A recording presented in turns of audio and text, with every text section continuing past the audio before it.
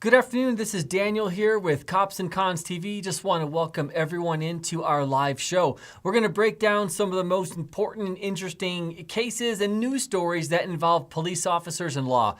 We missed last week, so we've got a lot to cover today. There were so many interesting and just really cool police stories that we're going to get into and talk about.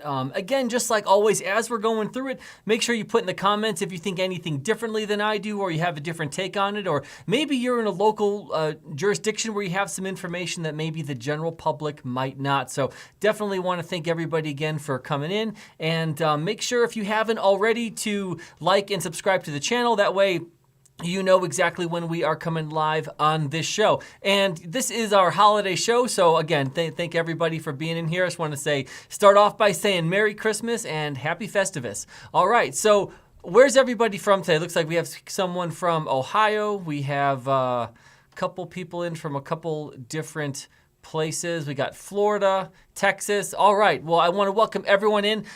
So is anyone in here from Kansas City? I know every now and then we get someone in here from Kansas City, because that's where we're going with this first story. And, you know, I really like news stories and police-related stories that kind of cross over into different sections of life. You know, this is one of the reasons why I've listened to Outkick the Coverage and Clay Travis for years, because not only does he talk about sports, but he also talks about news and politics. I think it's interesting when a bunch of different genres of news all kind of mix. And that's where we're going with this first story. It's really strange. It's out of Kansas City, Missouri, because that's where the Kansas City Chiefs play. So essentially what happened is there is a guy, and he dresses up all crazy in this like wolf outfit, and at every single Chiefs game. He's been doing this for like 7 years, and he's become somewhat of a local celebrity in the Kansas City area.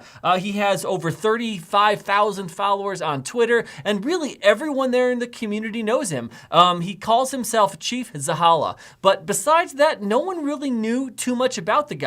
He, on his Instagram and his Twitter account, he puts in that he's a warehouse manager. And one of the questions that a lot of people have had over the years is, it seems like at every game he has these unbelievable, really close, like 50-yard line seats. So how does he afford it? And what he's told people in the past is that he makes good money being a warehouse manager. So that's how he makes his money to pay for these unbelievable seats. Well, turns out that isn't the case. So what happened is the Kansas City Chiefs were in Houston, because he also goes to away games. The Kansas City Chiefs were in Houston last week, and somehow Chief Zahala, he wasn't there. So people started to get concerned. Internet sleuths and, people who, the local community there in Kansas City noticed he wasn't there. And since he's there in his crazy costume every game for 7 years, they got concerned. So what they did is they called the Kansas City Police Department to do a welfare check. Well, the Kansas City Police Department did some investigation, and they found that there's actually a pretty good reason why he wasn't at that game.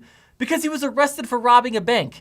Apparently, Chief Zahala, whose real name is Xavier Budabar, apparently what he would do is, as he was on his way to Chiefs games, the ones that were out of town, he would rob a bank along the way in order to pay for these unbelievably expensive tickets. And he was arrested for robbing a bank, and it's been a big news story in the Kansas City area, and it's absolutely crazy. Yeah, Wrights Crispy, great name. But yeah, he robbed a bank. Apparently he's been robbing banks for quite a while. One of the other things he used to do, so I think this is actually going to go deeper than just robbing the bank, even though that's a federal offense. He's going to go away for a long time for that. But apparently what he does with that money also is he goes and he launders that money. So he fraudulently, with this stolen money, he's been going to charity auctions, to the Kansas City Chiefs charity auctions, and buying all this memorabilia from the Kansas City Chiefs with this stolen money. So that's money laundering as well. So this guy's got a lot of problems. But yeah, the picture of him and apparently what he did to rob the bank, and he wore the same mask or a similar mask that he wears at Chiefs games while he was robbing a bank. So it's really hard to say exactly how long he's been doing this for, but it's absolutely crazy. Sergeant George says, when showing your loyalty to your favorite sports team goes horribly awry. Yeah, I know what you mean, Sergeant George. I mean, back in my day, what we used to do is people would just paint their faces and paint letters on their chest, So this is taking it to the extreme. But we'll definitely keep following this case to see what happens. But it's an absolutely wild case. No one thought that was the case. And again, this guy is like a local celebrity, 35 followers on Twitter. So yeah, that is an interesting one. Rich Spillman says crime does pay for a while. Yeah, I guess it pays, and I guess you get really good football seats with it. So what I'm surprised is how did it take this long for him to get caught? And again, we don't know how long he's been doing this, but some of the preliminary information is that he's been doing this for quite a while. So to be able to go ahead and rob banks like this with all the technology and security that banks have in order to catch these people, it's really interesting how he's been able to get away from it for so long. And this was in rural Oklahoma. So it's not like he got caught in some big city where there's these like expansive teams of police officers that are like staking out banks. No, I mean it was in rural Oklahoma, right over the Texas border is where this occurred. And yeah, he committed the robbery and police were on scene in 2 minutes in a small town. So that was great. BLD Nurse 12 says not in California. Yeah, so if he would have done this in California, instead of being arrested, they probably just would have felt bad for him and given him Chiefs tickets for the next 7 years. So yeah, that's probably what would have happened there. Yeah, so that was an interesting story. And the next story that we're going to talk about isn't as much fun. I'm just going to warn you right now. It's not as much fun, but it's really an important case because this involves an officer-involved shooting and then a police officer subsequently being charged with a crime, and he just was sentenced. And I'm going to kind of go through all that, and I've got some pretty strong opinions on this case, but like with every case, reasonable people might disagree. So definitely put your comments. In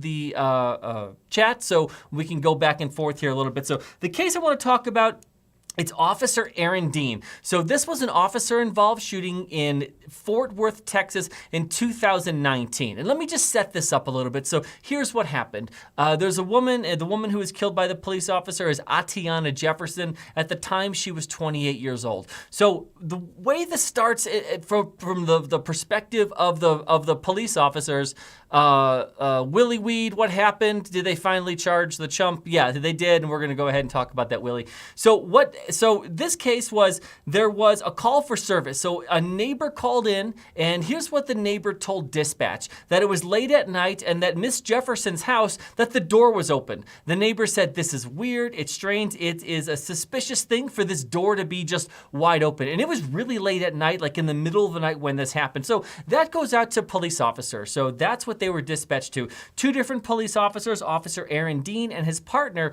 Officer Carol Darch, were dispatched to that call for service. So they did a couple things. So when they got there, they essentially verified the information that was given by the caller. They got on scene and they parked a little bit of ways away and they walked up, which is appropriate to do, because as a police officer, when you go to a case like this, you don't know if it's just someone who left the door open or if there's a burglary or a felony in progress. You really just don't know. So you have to look at the observations, the first observations you made. And what the police officer saw is they saw that the door was wide open. Now this was 2:25 in the morning. So you have a neighbor who says, hey, this is strange. And then, it's independently the police officers think it's strange because most people don't have their doors wide open at 2:25 in the morning. So the police officers see this and they don't go right up to the door, but from a little bit far away from their vantage point, kind of like the curtilage of the home, they're able to look inside the home. And from the testimony from Officer Dean and from Officer Carol Darch is the house is a mess. Essentially, they say it looks ransacked. Now again, they didn't go right up to it, but now they have this information. A neighbor saying it's suspicious. They think it's weird that a door's open at 2:25 in the morning. Again, not a typical thing.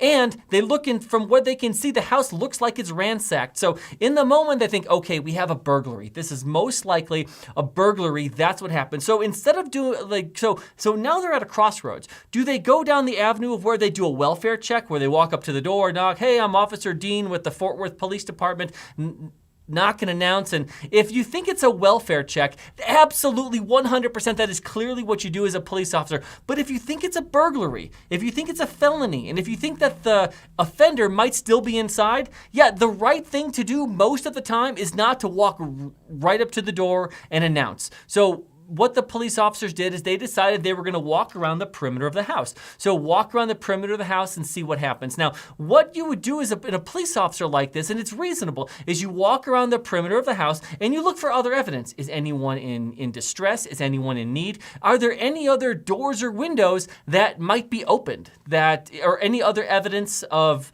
of a burglary that took place. And then what you would do is you want to call in extra resources if you think it's a burglary. And the reason why, as a police officer, why you want to walk around the entire house first is because you want to know, what if there's no doors in the back of a house and there's no windows, which is strange, but what if that's the case? Would you necessarily need an officer to like for sure watch that part of the house? No. So knowing how many exits and windows there are, if any of those exits or windows are open or closed, like those is reasonable information that you will want to give to other responding officers. So I guess what I'm saying is the idea that the police officers didn't just go up and knock on the door and announce themselves initially because they thought it could be a burglary in progress, I don't think that these actions are unreasonable. So as they're walking around the house, obviously Officer Dean has his gun drawn. I mean, he's investigating a call. He thinks it could be a felony where the offender is inside. Listen, any police officer in a situation like this who doesn't have his or her gun drawn is going to be pulled from the street immediately and sent back to remedial training. So he has to have his gun drawn, all right? So that's the perspective from the police officer of what he knew. Now let's go to Mrs. Jefferson. So Miss Jefferson, she's 28 years old. She's watching at the time, her nephew, Zion Carr, was 8 years old. And what had happened is earlier in the evening, they had made hamburgers. And the hamburgers accidentally burned. In order to get the smoke and everything out of the house, they opened the door. That's completely reasonable. That's what a normal person would do when, you accidentally burn a hamburger and there's some smoke in the house. So she opened the door to the house. It was 2:25 in the morning. Her and her 8-year-old nephew, Zion Carr, were still awake at this point and they were playing video games. While they were playing video games at 2:25 in the morning, she hears something outside. It ended up being the police officers, but she didn't know that. She hears something outside. And then Miss Jefferson did what most Americans would do who have firearms in their homes. They grabbed their own firearm. That's what she did. She grabbed her own firearm and she went to check out what that noise was. And that's a completely reasonable thing for Miss Jefferson to do. That's how most people would react. So what she did is she grabbed her firearm and she started walking towards the window. It just so happened to be walking towards the same window that Officer Dean was at. And now you have the situation. So up until this point, everything that the officer did was completely reasonable. It wasn't out of the ordinary. And it was essentially exactly what hundreds of thousands of other police officers would have done. But the same goes for Miss Jefferson. She did exactly what millions of Americans would do. If you hear something in the middle of the night outside your house, you're going to arm yourself and you're going to go see what it is. So at this point, we have two individuals who both made reasonable decisions up to this point. What happens then is that as the officer walks towards, so we have a situation where the officer thinks there could be a burglar inside the house. And Miss Jefferson thinks that there could be a burglar outside the house. So at this point, they meet at the window. As soon as they meet at the window, the officer, and his body camera's rolling, the officer sees Miss Jefferson and she sees he has a gun. And his testimony is that the gun was pointed at him. At that point, he gives a quick command of, show me your hands, show me your hands, put your hands up. He says two commands that are similar like that. And then he almost immediately fires a single shot towards the window. Unfortunately, the shot did strike Mrs. Jefferson and it was a fatal injury. She did die from her injuries. Now, let's walk this back a little bit to see exactly what the officer should have done. So now you have a situation where you're investigating a felony and as you're walking around the house, you see someone inside the house that has a gun pointed towards you. It's one of those things where as a police officer, that's just a shitty position to be in. Because what do you do? What do you do? If someone has a gun pointed at you, how long do you wait before you fire your weapon? I mean, it's a life and death situation and it's made in a split second. It's not a good position for anyone to be in. So in my view, because the gun was pointed at him, it was objectively reasonable for the officer to fire the gun at that moment because a gun was pointed at him. So I really think, unfortunately, the case is this simple. Either a gun is a deadly threat or it's not. If you want to make the argument that a gun pointed at someone is not a deadly threat, I'll walk down that path with you. But if you agree that a gun pointed at you is a deadly threat, then for the officer to not shoot, what you're saying is the officer was facing an immediate deadly threat, but we still don't want him to shoot. That just doesn't make a whole lot of sense. Now, obviously we have the luxury and the privilege of 2020 hindsight, of being able to sit in a really nice podcast studio or drinking Black Rifle coffee from your favorite couch.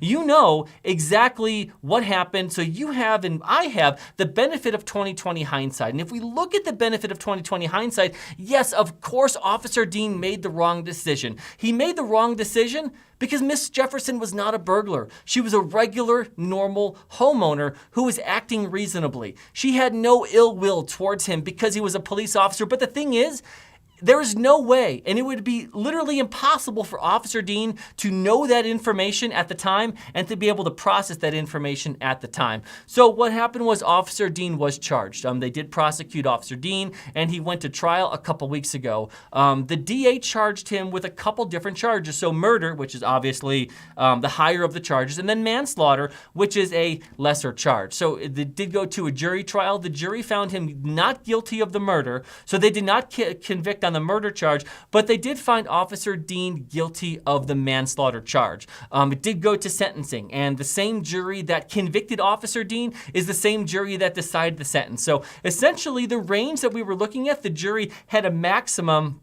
of 20 years in prison given Officer Dean. So, this really says a lot about a jury. And again, this isn't just a random jury or a new jury. This is a jury that heard all the facts and found that Officer Dean, they felt he was guilty beyond a reasonable doubt of manslaughter. And they had the option to sentence him to 20 years in prison. So what they did is they sentenced him, they kind of did it in the middle. So from 0 to 20 years, they sentenced him to 11 years, 10 months, and 12 days.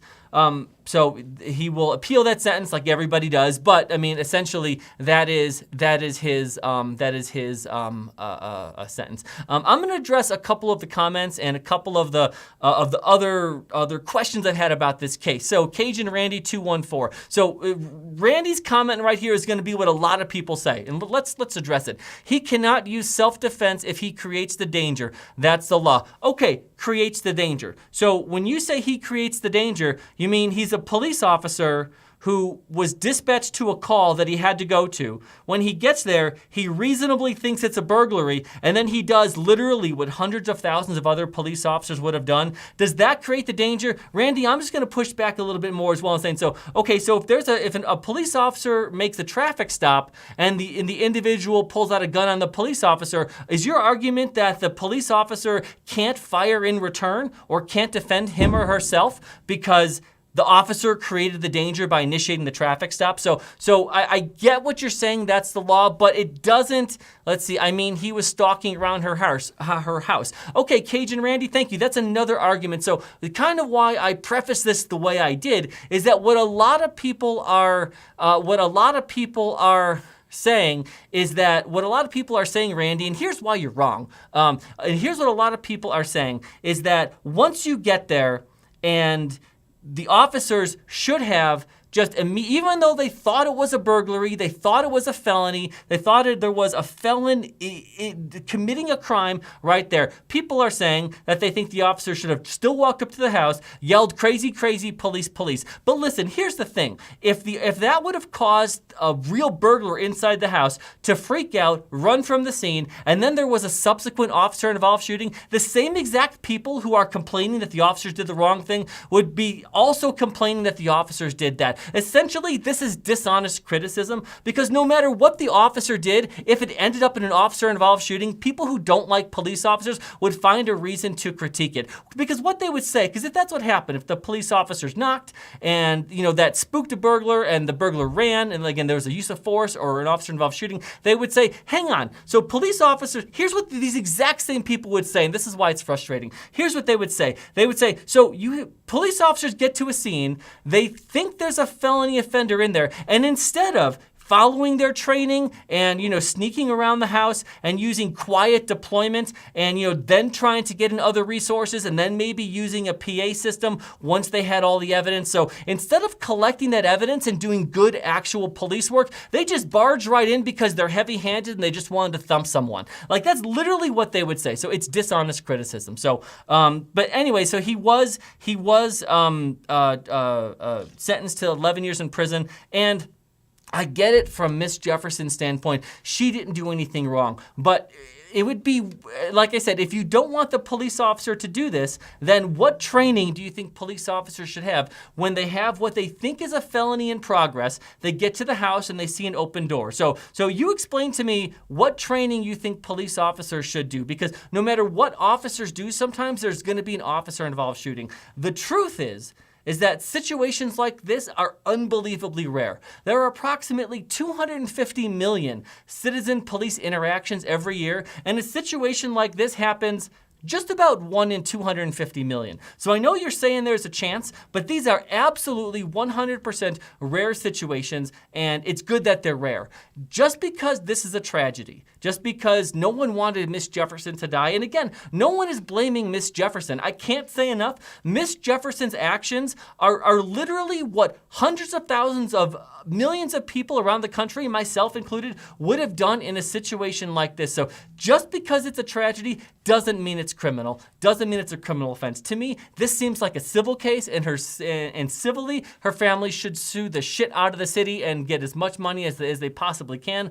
But I do not think that this was a criminal case, and my opinion is that Officer Dean absolutely should not have been prosecuted. I think this is the reason why normal, reasonable, good people who want to be police officers won't be police officers when people like this are charged. Listen, no one loses any sleep over Derek Chauvin being charged and in prison for killing or helping to kill George Floyd. Everybody's good with that, police officers and non-police officers alike. But it's cases like this where a reasonable police officer who never has had a bad use of force says, if I was in this situation, I probably would have done the same thing. These are the kinds of cases that make people not want to be police officers. Let's see, Polaris Man 09, he never informed his coworker that there was a gun. Oh, that's such a great point. Thank you so much, Polaris Man. Okay, so think about it this way, you're right. So he's walking around the house, and this I'm gonna talk about the immediacy of the threat that he saw. So he's walking around the house, and all of a sudden in the window appears someone with a gun. All right, so either a gun is an immediate deadly threat or it's not. So at that point, he focused on the threat and he yelled to put hands up. And then he fired. So at that point, once he sees the gun, if he turns to his partner and goes, hey, Carol, listen, there's a lady with a gun inside. You know, what do you think we should do? If that's what he would have done, well, then obviously he wouldn't have seen it as an immediate threat and he shouldn't fire the weapon. But the argument that a gun pointed at you is an immediate deadly threat, there's literally nothing else you can do. You can't have a conversation. And again, I would argue that if it's an immediate deadly situation, if he doesn't directly address or yell at or give commands to Miss Jefferson, if the officer does anything else, dishonest critics are going to say the same thing. Well, I mean, here he is talking to his partner. He's not even addressing Miss Jefferson. So I appreciate the comment. That's it's actually what a lot of people would have said. But I don't think it makes a whole lot. Let's see, Coco Nuts. I disagree with you. I disagree wholeheartedly with you. He should have been charged with murder. 11 years was a joke. He should have gotten 20 years. Yeah, and again, reasonable people can disagree. So it's one of those things where here's all I ask. If you think that the police officer did the wrong thing, then again, I went through in detail the different decision points the officer have. So what I would ask you to do is at what decision point should the officer done something different? And then back that up.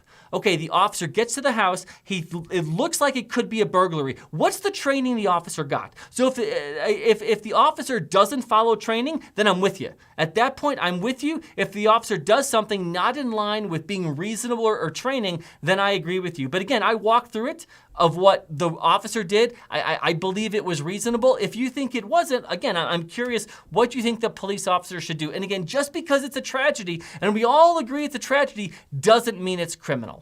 All right, and you know what? I'm gonna point to one other case. So I think when you're looking at officer-involved shooting cases, it is just so important to be objectively reasonable and honest, and most importantly, consistent with these cases. And here's where I'm gonna say another case where I feel the exact same way. Oh, first I'm in Miss Jefferson. So, I should have said this earlier. So, if Miss Jefferson, she honestly thought the police officer was a burglar, if she thought he was a burglar, only saw his gun, didn't notice the uniform, and she would have killed him, in a situation like that, I also think that would be objectively reasonable, and that criminal charges shouldn't be filed. So I want to say that I am absolutely 100% consistent with that, because we have to look at this. When you have human beings who have a gun pointed at them, like, we have the luxury of being able to discuss it in the moment. It's life or death, or you don't. So if Miss Jefferson had just gone to the window, seen a guy with a gun, and immediately fired, I would be advocating that there should be no criminal charges for Miss Jefferson, even if she killed a police officer. And I'm going to circle back to a different case where I feel the same way. So this is the Breonna Taylor case. So Breonna Taylor's boyfriend, Kenny Walker, he said that he didn't know it was a police officer who was bursting through the door. So I'm not saying I believe him or not, but let's go down that path that we believe Kenny Walker. So if we honestly believe that Kenny Walker didn't know it was police officers and thought it was someone coming in the house to do him harm, and he fires as soon as the door opens, that's reasonable. That's a reasonable thing to do, and I do not think Kenny Walker should be charged with a crime. Kenny Walker wasn't charged with a crime, and I think that's appropriate if we believe his statement. Now, on a side note, Kenny Walker is an admitted liar, and he initially told the police officers that it was actually Breonna Taylor who fired at them. So if we take anything that Kenny Walker says seriously, I don't know how good or objective we are. But if Kenny Walker, in his brain at the time, if he honestly thought that those weren't police officers, then I'm good with him not being charged. All right, so let's see if we have any comments here. No one should be treating their own country like a war zone or shooting their fellow people. I agree. That's not controversial. Shooting people is bad. Sergeant George, the definition of a tough call. Yeah, Sergeant George, I agree. It's a tragedy. It's a tough call. And like I said, I tried to go through this with saying, hey, okay, here's what the officer had. Here's what the decision was. Here's what the options were. Like, if you disagree with what the officer did, say this is the information and this is where the officer made the wrong decision. So that's the kind of stuff that I am curious about. Let's see. Yeah, he was arrested and charged. And why not, Lindy? 1 second to do the right thing, impossible. Yeah, so we know that there are limits on human behavior when it comes to how the human body reacts under stress. So anyone saying that the police officer should have done something radically differently has never been in a position to where you had a gun pointed at you, which is a good thing. But again, enjoy that privilege. All right, so the next case that I want to talk about is, so, you know, I kind of like to go back and forth with these. The case we just did is one where I don't think the police officer should have been charged. That is not the case with this. So those people who think that I'm too pro-police, which is not the case at all, but people who think I'm too pro-police aren't going to think I'm pro-police after this case. So this is a case that, you know, the best way that I can explain it, it's like if the Rodney King case had a baby with the George Floyd case and the OBGYN was Ben Crump, like, this would be the case. Like, this case is absolutely nuts. It's kind of just hitting the media, at least on a national level. So I've talked about this before. There's some stories that are local stories and some that are national stories. And even though I follow police news, I'll be honest, in the last couple months, this is the first time that I'd heard about this case, even though it went down in 2019. So here's what happened. This was 2019 in Louisiana. It was the Louisiana State Police. So Ronald Green was driving a vehicle at about 115 miles an hour. Well, this obviously got the attention of police officers. Police officers started to follow and chase Mr. Green for driving 115 miles an hour. That's how fast the chase got up to. Now, at this point, all they had was speeding. So it's not like they knew that he was involved in a robbery or a felony or anything like that. All they have is speeding. So the first criticism of the police officers, hey, right then, all you have is someone speeding. Should police officers chase if all you have is a speeding crime? Most of the time, I'm going to say no, that it does more bad than good for not only the individual involved, but for the police officers, and most importantly for the general public, because police chases are so dangerous. So if all you have is speeding, police officers should not be engaged in vehicle pursuits. And a lot of states actually have safe pursuit acts, which outline and identify when police officers can engage in high-speed pursuits. And the states that have those laws, in almost no situation is just speeding enough to have a vehicle chase. Now, police officers can have a helicopter follow someone. That's different than an actual vehicle chase. Anyway, so police officers did decide to chase Ronald Green. It went on for a while. Finally, Ronald Green crashed the car,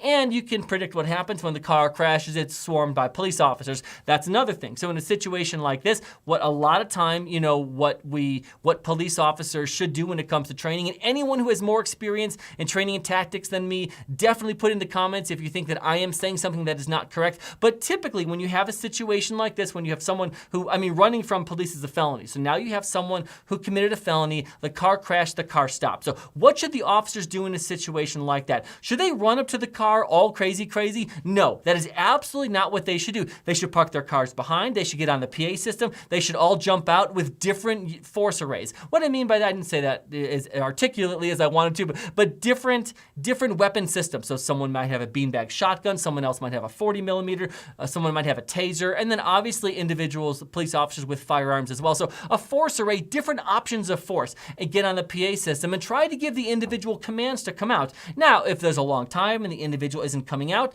then the police officers can have a dog go up there, they can do a tactical approach. But I know that in a situation like this, that adrenaline is running and pumping through your veins, and as soon as that car crashes, you just want to snatch the guy and get him out so he can't keep running and evading. Like I've been there and I get it, but that is not tactically the right thing to do. But that's what the officers did. So there were 6 of them. They rushed up to the car and they essentially pulled him out of the car. Now there is some evidence that he resisted arrest at this point, meaning he didn't just get out of the car. So he said things to make it seem like he wasn't resisting, like, I'm one of you, I'm scared, I'm sorry. So he was saying the right things. However, he wasn't actively trying to get out of the car. Police officers did have to pull him out of the car, and there was some use of force in order to get him into handcuffs. And I'm gonna be honest, I watched some of the body camera footage that's available. There's a 46-minute body cam clip out there. I don't really see too many issues with use of force getting him into handcuffs, okay? I know that when a situation like this, that temperatures are gonna rise.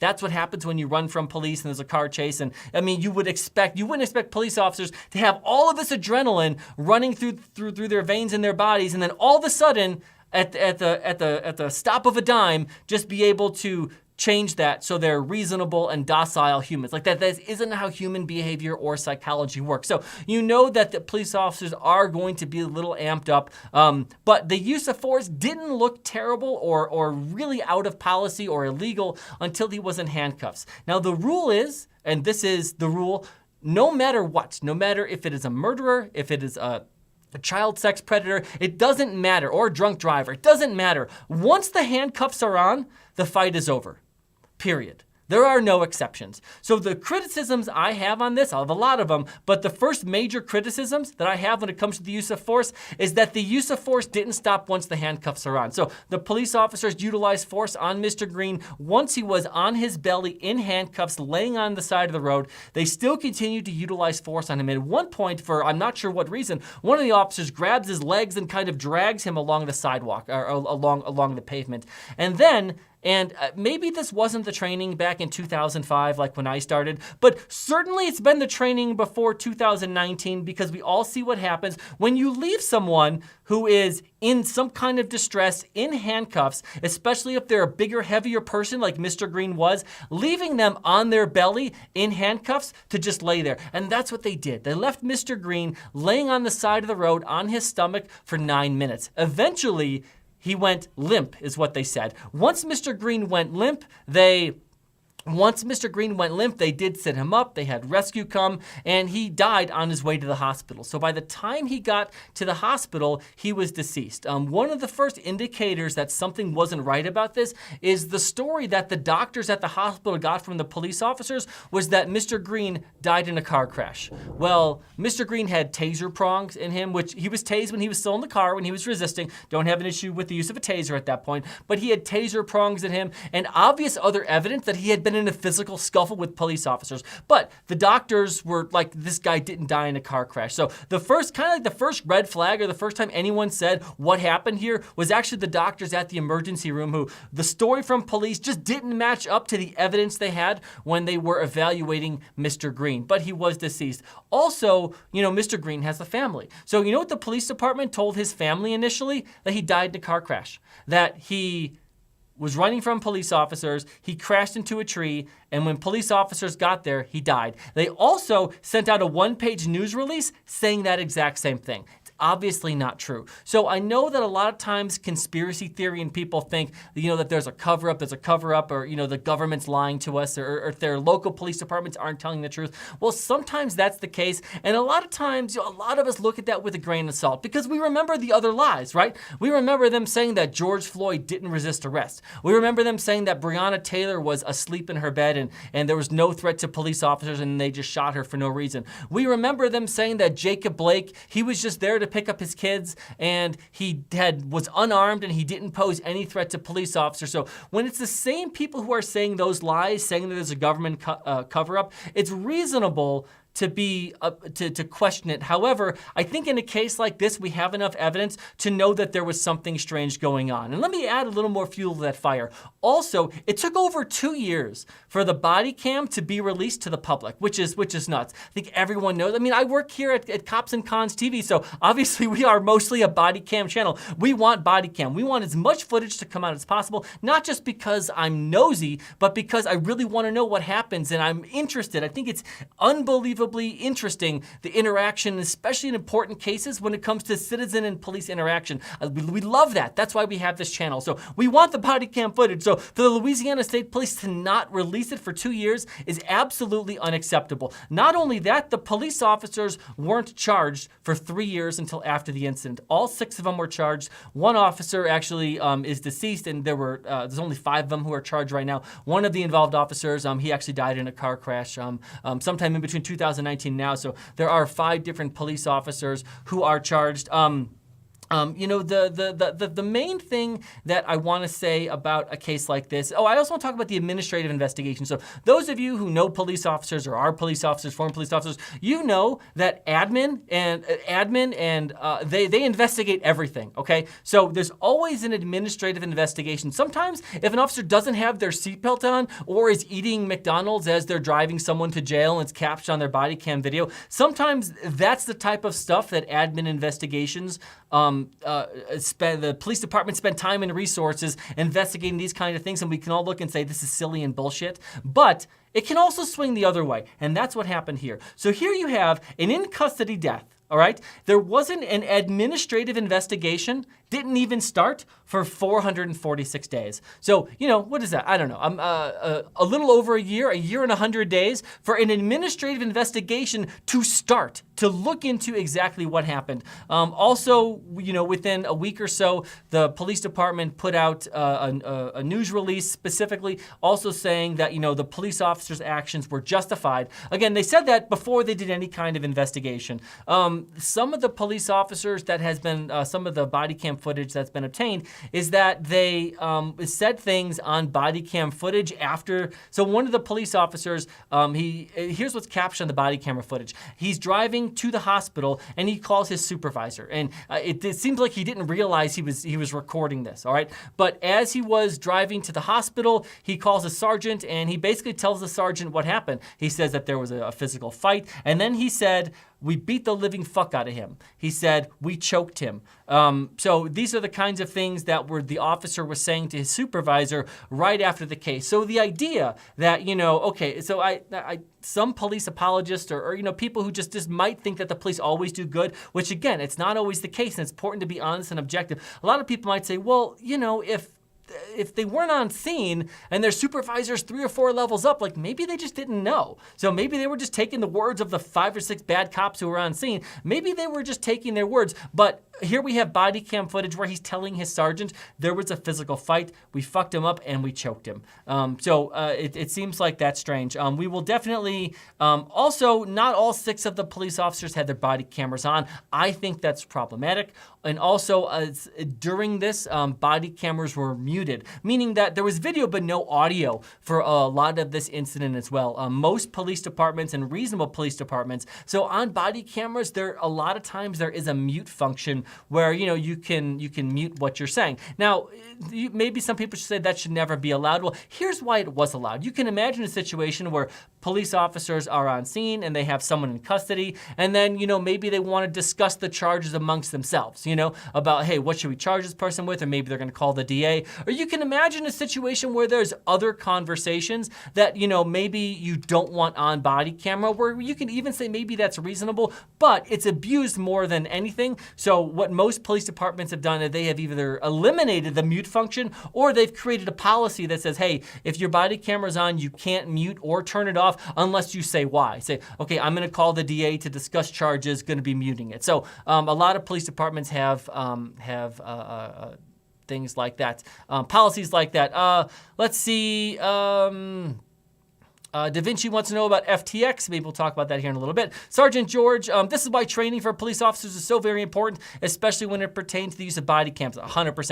And it's not only, see if you agree, Sergeant George, it's not only training, but it's also policy. You have to have the right policy. If you just tell police officers, yeah, go ahead and you use your body cameras in situations where you think you might get a complaint, not good enough. You have to have a policy that says when police officers are engaged in law enforcement activities, that's when they need to have their body cameras rolling. And you need to define law enforcement activity. So if you're on a call for service, if you're on a traffic stop, if you're flagged down by someone, all of that should be recorded. That's law enforcement activities. What's not a law enforcement activity? Let's say an officer gets out to use the bathroom at a gas station. Let's say he talks to the clerk as he's buying some coffee. That's not law enforcement activity. Let's say the police officers are on their lunch break and they're at a donut shop, or they're at the gym working out. We have a couple different kinds of police officers. So those are the situations. No, you shouldn't have your body camera rolling while you're running on the treadmill. That's absolutely silly. A boring sandwich says, nah, full transparency. But certainly you don't, boring sandwich, certainly you don't think that police officers should have their body cameras rolling while they're at the gym, at the substation on their lunch break, I'm guessing.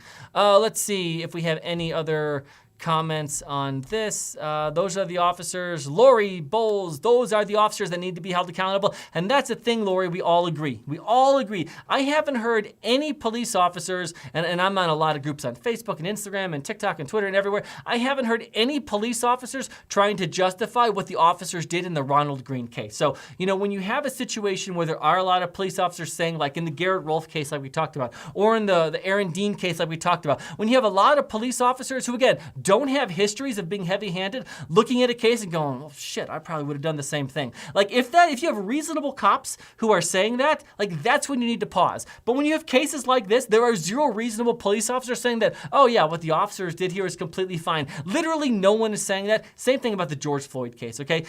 No one is saying, oh yeah, I see what they did. That was reasonable to put his knee like that when he was laying there. No one, literally nobody says that. So yeah, just wanna, let's see. Okay, boring sandwich, no more encrypted radios either. Okay, yeah, I see that point. Let's see.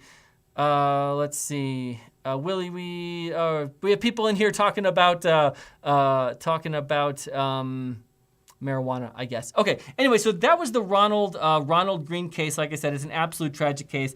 Absolutely 100% never should have happened. And we're going to follow this case. Like I said, the 5 officers who are still with us on this planet have just been charged. Last thing I want to say about this case is kind of like in the George Floyd case, my guess is that not all the officers are going to be as guilty as each other. Meaning, look at George Floyd. Derek Chauvin was clearly more culpable than the guy who was 2 officers down, who was on George Floyd's feet, and really there was an officer in between and literally couldn't see what Derek Chauvin was doing. So there's different levels of culpability, and my guess is that's what we're going to see here in this case, is that not every officer is as guilty as the other ones. Let's see. Gonwall, cops are far from perfect, but when people defend. Okay. Let's see. Criminals, that's what I have a problem with. Yeah, we all have a problem with criminals. Absolutely. Aiding and abetting is just as guilty. Cajun Randy, it is. Yeah, if someone aids or abets a crime, that's absolutely the case. But you have to know that a crime is occurring. If you don't know a crime is occurring, then you're not aiding and abetting. All right, the next case I want to talk about, and I mean, this one is, this case is an absolute tragedy as well. For 3 different lives were lost in this case. And this happened in Bay St. Louis, Mississippi. This was about 2 weeks ago.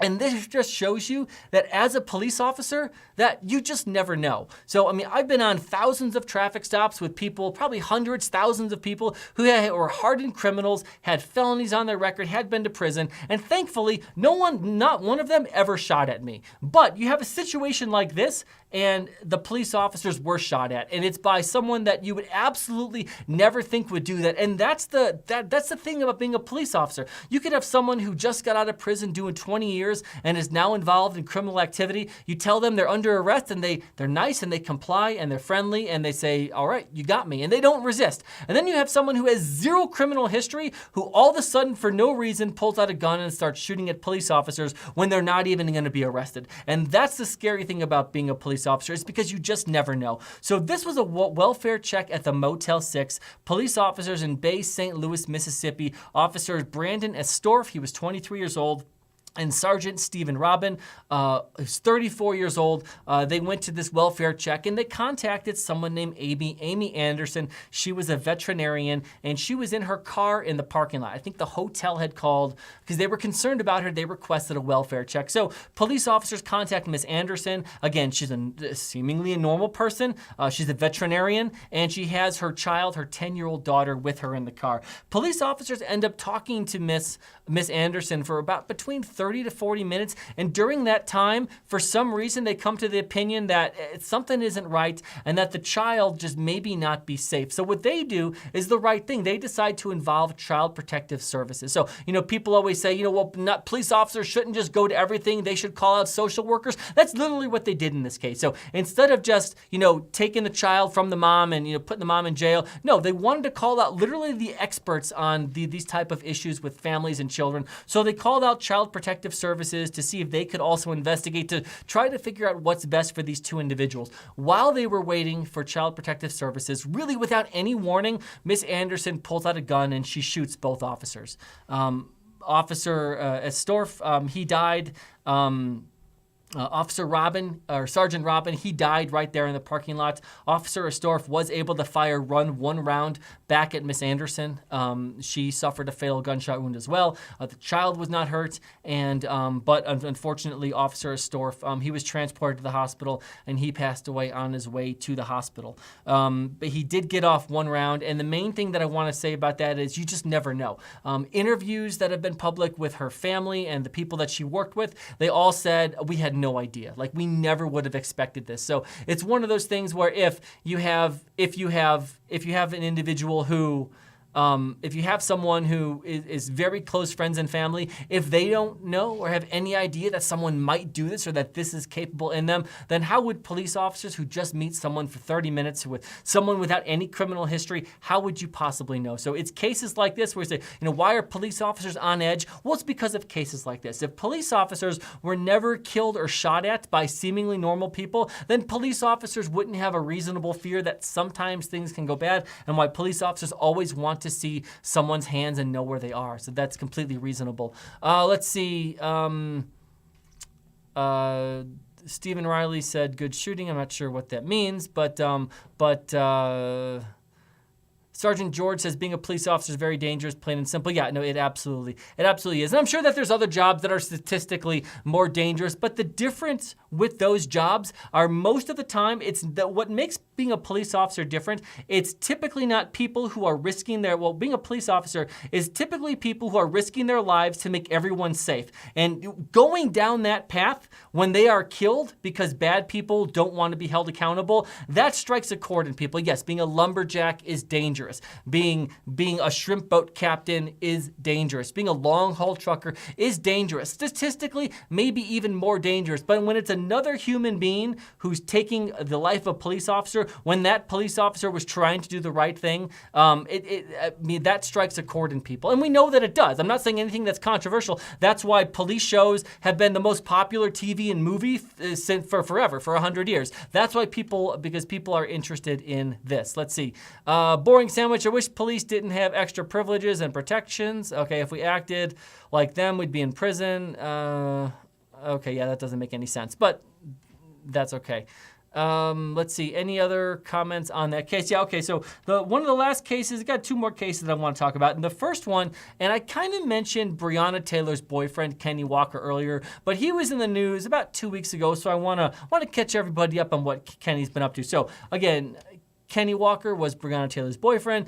He's the one who shot at police. Again, he's an admitted liar because he said that, you know, when the police officers came through, he said, I didn't know that they were police. And then he initially told police officers it was Breonna. Breonna is the one who shot. So if you're pro Breonna Taylor, you know, he's basically blaming her for shooting at police officers. Nice guy, huh? He's trying to put the blame on her. So I think we should all have opinions on Kenny Walker. And basically, you know, we should have really questioned the veracity of a lot of his statements, right? Anyway, but he did sue the city of Louisville, which he wasn't injured, and he was actually never charged. He was never prosecuted for those crimes. You know, he was held in custody after he shot a police officer for a couple hours, which is completely reasonable because he shot a police officer. But again, he ended up not being prosecuted. He did sue the city. I'm not sure on what grounds he sued the city because, again, this doesn't make a whole lot of sense, but he sued the city and the city of Louisville, who is just about to go under a consent decree or is involved in a consent decree with the Department of Justice. So maybe this is politics wrapped in there, but he just settled a $2 million lawsuit with the city of Louisville. So Kenny Walker, who shot a police officer and blamed Breonna Taylor for it, is now a $2 million man. So yeah, just wanted to put that out there. I think that's something that everybody should know. Last case I want to talk about, and before we go into the Christmas holiday, and again, today's Festivus, so happy Festivus, but before we let everyone go into the Christmas holiday, I just want to talk about one more case. So this last case, and I want to go out on a high note. I want to go out on a good story. So this happened a couple days ago on December 19th. This happened in Dearborn, Michigan. So Dearborn, Michigan, it was about 3:30 in the afternoon, and an individual, his name is Ali Naji, N-A-J-I. I'm going to call him Ali because I don't say his last name, but Ali walks into the police station in Dearborn, Michigan. And the way that police station is set up is essentially there's glass, and it's bulletproof glass, and there's a uniformed police officer sitting behind that glass, you know, in case people need to come in and make reports or, you know, need other resources. So as soon as Ali walked in, he pulled out a firearm without saying anything, and he pulled out a firearm, pointed at the police officer, and started pulling the trigger. In response, the police officer also pulled out his firearm and started shooting at Ali. Thankfully, there was a malfunction with Ali's firearm, and it didn't fire. Also, thankfully, the police officer did not have that problem. The police officer's weapon did fire. Mr. Ali was shot multiple times, and he was killed. He turns out that he had a stolen firearm. So that gun did jam. It was a stolen firearm. Also, he had a history of mental illness. Now, exactly why he walked into the police station that day, they're actually still trying to figure out the motive for that. But this is about the second or third case in the last couple of weeks where someone has gone to a police station, fired a gun at police officers, and it didn't end up good for them. So not sure what's going on, why people are doing that. But again, it's like the third case that I've seen. First one I've covered on here, but this has happened at least 3 times in the last couple of weeks. So that's going to be our show for today. I just want to thank everyone for coming by and being a part of the show. Really appreciate all of the comments. And again, I hope everyone has a really great, safe, and happy Festivus and Christmas. Stay safe out there. Please don't drink and drive. There's no excuse. Call Uber or Lyft. And I hope everyone enjoys time with their family. Thank you.